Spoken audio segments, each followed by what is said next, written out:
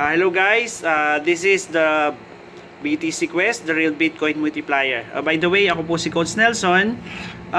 Ipapakita ko po sa inyo yung ginawa kong simulation regarding po dito sa ating BTC Quest, no? So lahat po tayo ay nagnanais na mapalago yung ating mga Bitcoin through BTC Quest. So dito po sa BTC Quest, so na-realize ko na pwede po pala tayo talagang kumita kung talagang pagtutuunan natin ng pansin, no? So, ipapakita ko po sa inyo regarding po dito. Ayan, no? Ito, gumawa po ako ng isang PowerPoint presentation. So, halimbawa po, in day 1, no? So, pag nag-register po tayo, in day 1, maglalagay po tayo ng ating donation. So, di ba? Maglalagay po tayong donation. So, halimbawa, umpisahan po natin sa 50,000. Okay? So, 50,000 pesos po yung i-donate natin on the first day. Okay? On the first day, siguro po malalaman ninyo, makikita ninyo, on the income natin, makikita nyo, yan is, everyday is 5%. Tama po ba? So, everyday 5% commission, in one day, kung 50,000 po yung nilagay natin, we get commission 5%, a total of 2,500 pesos. Okay? So, malinaw na malinaw po yan. In 50,000, 5%, 2,500 every day. So, dyan po pa lang parang executive na tayo kasi 2,500 every day no? So, mga manager dyan sa bangko, kita nyo magaganda yung suot pero ang sweldo niyan mas mataas pa yung kinikita natin dito sa Bitcoin. But anyway, ito po, tingnan nyo kapag kumita po tayo on the first day, 2,500, ang gawin po natin, i-roll up po natin. Paano po i-roll up? Ang gagawin po natin yung 2,500 commission na kinita po natin, idagdag po natin doon sa second day. Ipasok po agad natin. Okay? So, pag pinasok po natin yung 2,500 na yan, meaning totally yung ating donation niya is 52,500. Okay. On the second day, 52,500, kikita po tayo ng 2,625 dahil po sa 5% commission. Okay, take note. Tingnan nyo po on your first day, sa 50,000 nilagay ninyo, you will be remaining 39 days.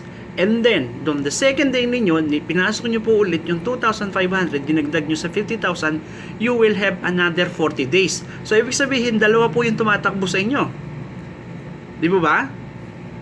So, yan po yung simulation na ginawa namin na kapag kayo ay nag-start sa 50,000, imagine niyo on the 48 days, okay? On the 48 days, makikita po natin dito kung ano yung potential income na pwede natin kitain.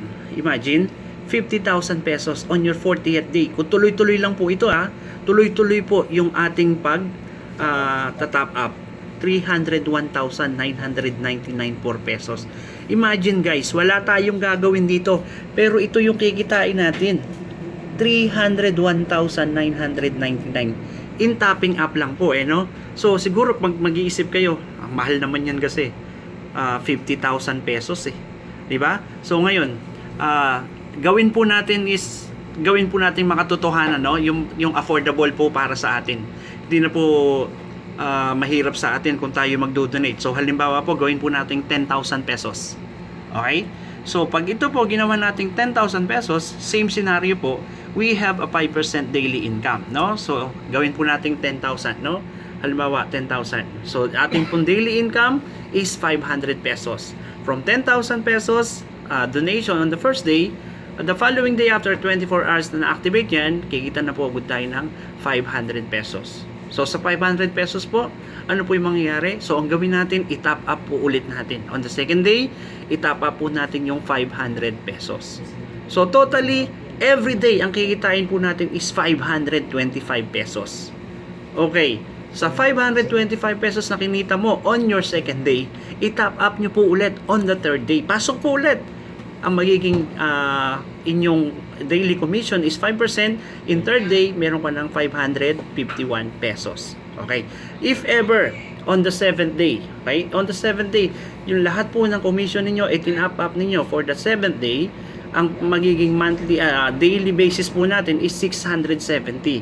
So, if ever, on the 7th day, ayaw nyo na talagang i-top up, gusto nyo na satisfied na kayo sa 670 pesos, so ibig sabihin 670 pesos po yung kikitain ninyo in everyday commission, no, sa 5%. Pero kung tuloy-tuloy po nating itatop up yung atin pong nakukuhang amount na 5% daily, ang magiging income po natin starting from 10,000 pesos donation, ano? So in the 40 days, makikita po natin dito kung magkano yung ating kikitain in the 40 days doing this business na wala pong gagawin. Ito pong business na ito para sa mga tamad eh. Di ba? Para sa tamad po ito kasi walang gagawin. Kung sa 10,000 mo, magiging 60,000 yan. So in 40 days, wala kang nga ginawa, ay kumita ka ng 50,000. So, di ba? So, saan mo pupulutin yung 50,000 na wala kang ginagawa, nakanganga? Sabihin mo sa nanay mo na, Nay, kasi kumita ako ng 50,000 kasi tamad ako. Baka sabihin pa ng nanay mo, ganun ba? O sige, magtamad-tamaran ka na lang, dagdagan mo pa ng 10,000. So, ito po yung simulation na ginawa namin dito na kung titingnan po natin, napaka very, very affordable, no? Sa 10,000. Imagine niyo po yung dollars ngayon, no? Yung, lalo na yung Bitcoin natin. Imagine niyo magkano yung Bitcoin natin ngayon? Almost 50,000. Diba? So, kung tayo po ay magpapatuloy dito, if ever kayo, kung talagang Bitcoin enthusiast na kayo, or sa mga nakakarinig po nito, or sa mga tao na member na po ng BTC Quest, ito po yung mainam na gagawin natin. Ito po yung aking personal na personal na idea. Kung ito po inyong susundin, wala naman pong masama. Okay? So, kung magkano po yung i-donate ninyo and everyday, just top up on your first donation. So, kung tuloy-tuloy po natin ito, hindi nyo kukuhanin ng commission, pag magsimula po kayo ng 10,000. Okay guys, imagine, no? May 10,000 kayo sa bangko. Okay? May 10,000 kayo sa bangko. After 40 days, or sabihin po natin 2 months pa yan, sa palagay nyo, kikita po ng 50 million? Hindi. Wala po yan. Kung 10,000 ninyo, after 2 months, 10,000 pa rin yan. Swerte na kung madagdagan ng 10 piso yan. Okay? So guys, ito po, ako po si Coach Nelson from BTC Quest. Ito po yung ginawa naming simulation. If ever na magustuhan nyo po, just PM us. And then ituturo po namin sa inyo kung paano po ito ginagawa. Okay? Once again, kung meron po kayong mga tanong, just PM us po.